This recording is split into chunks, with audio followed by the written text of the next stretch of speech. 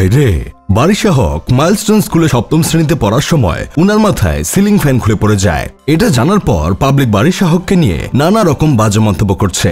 এটা আসলেই খুব দৃষ্টিকটু। আমি মানছি মাথায় সিলিং ফ্যান পড়ার কারণে বারিশা হকের মাথার তার ছিঁড়ে গেছে, যার জন্য উনি নিজেকে প্রায় সময় কারিনা কাপুর হিসেবে তুলে ধরেন। এই জন্য অনেক পাবলিক বলেন কোথায় কাশ্মীরি উল আর কোথায় বগলের চুল, আবার কেউ বা বলেন কোথায় রাজরানী আর কোথায় টুট মারানি। দেখেন ভাই, কেউ যদি নিজেকে কারিনা মনে করে এখানে তো দোষের কিছু নাই। তাই বলে আপনারা একজন তার ছিঁড়া মানুষের সাথে এমন ব্যবহার করবেন? আপনাদের ভিতরে কি বিন্দু পরিমাণ মানবতা নাই, নাকি মানবতার মা মরে গেছে? যারা বারিশা হককে নিয়ে মজা করছে তারা হয়তো জানে না বারিশা হককে। দেখেন ভাই, বারিশা হক আমার আপনার মতো সাধারণ কেউ না। উনি হলো বিশ্বের নাম্বার 1 ব্র্যান্ড প্রমোটার, পৃথিবীর একমাত্র জ্যান্ত লিজেন্ড। উনি যদি চান ফুচকার ভেতরে ঢুকানো আলুও রয়্যাল আলু নামে ট্রেন্ডিং হয়ে যাবে। আপনাকে যদি প্রশ্ন করা হয় পৃথিবীর 5টা দামি গাড়ির নাম কি কি, তখন হয়তো আপনি উত্তর দিবেন Bugatti, Rolls Royce, Mercedes Benz, Lamborghini, W Motors. জীবনে একবার হলেও এই গাড়িগুলো স্পর্শ করার ইচ্ছা প্রতিটা মানুষের। সত্যি বলতে এই গাড়িগুলো যেখানে দেখা যায় সেখানকার ধুলো মানুষ বাটি করে ঘরে নিয়ে যায়। আর আপনি জানেন কি, এই গাড়িগুলো সবগুলোর চাবি বারিশা হকের আলমারির ডান পাশের ছোট্ট ড্রয়ারে রাখা আছে। জি ভাই, একদম ঠিক শুনছেন। এই 5টা গাড়ি বারিশা হক ব্যবহার করেন।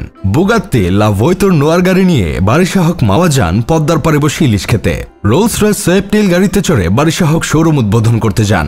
মার্সিডিজ বেঞ্জ মায়াবাগ অ্যাক্সেলেরো গাড়িতে চড়ে উনি জিমে যান নিজেকে আরো আকর্ষণীয় করে তুলতে। যদিও উনার 0 ফিগার, তারপর উনি -0 করতে আরো জিম করেন। আপনারা জানলে অবাক হবেন, বারিশা হককে দেখেই অনুপ্রাণিত হয়ে দিশা পাটানি জিম করা শুরু করছে, যার ফলস্বরূপ দিশার কোমরের সাইজ 26 ইঞ্চি। ল্যাম্বরগিনি ভেনোনো গাড়িতে চড়ে বারিশা হক 300 ফিট যান জালি রুটি দিয়ে হাঁসের মাংস খেতে। আর সবশেষে ডব্লিউ মোটরস লাইকান হাইপারস্পোর্ট গাড়িতে চড়ে উনি বেডরুম থেকে বাথরুমে যান। আপনারা হয়তো মনে মনে ভাবছেন গাড়িতে চড়ে আবার কেউ বাথরুমে যায় নাকি? দেখেন ভাই, বারিশা হক পাবলিক ফিগার, তাই উনি পাবলিক টয়লেট ব্যবহার করেন। আর সবচেয়ে অবাক করার বিষয় হলো বারিশা হক একটা গাড়িও নিজের টাকা কিনেননি। সবকটা গাড়ি উনি নিজে উপহার পেয়েছেন। কোম্পানিগুলো খুব ভালো করেই জানে এইসব গাড়িগুলোর পাশে দাঁড়িয়ে বারিশা হক একটা ছবি তুলে ফেসবুকে পোস্ট করলেই তাদের বিক্রি 80 থেকে 90% বেড়ে যাবে। তাই তারা এই গাড়িগুলো বারিশা হককে মাগনা দিছে। আর সবচেয়ে অবাক করা বিষয় হলো বারিশা হক বাংলাদেশে সর্বপ্রথম আইফোন 16 ইউজার। বারিশা হক যখন আইফোন 16 হাতে তুলেছিলেন তখন থেকে বিশ্ববাসী যেন চোখ কপালে। কি এক জাদু জানি আছে ওনার হাতে। আইফোন 16 এর বিক্রি হুট করে 70% লাভ দিয়ে বেড়ে যায়। এই ঘটনায় অ্যাপেল বসেরা চুলচেরা বিশ্লেষণ করে শেষে বুঝলো ব্যাপারটা বারিশা ম্যাজিক। তাই আর দেরি না করে তারা বারিশা হককে বানিয়ে দিল অ্যাপেলের হাই ভোল্টেজ ব্র্যান্ড অ্যাম্বাসেডর। এখন থেকে অ্যাপেলের নতুন কোনো গ্যাজেট বাজারে আসার আগে বারিশা হকের বাসা আগে যাবে। সবশেষ শোনা যাচ্ছে আইফোন 17 এর নামই হতে পারে I Barisha, powered by Hawking technology.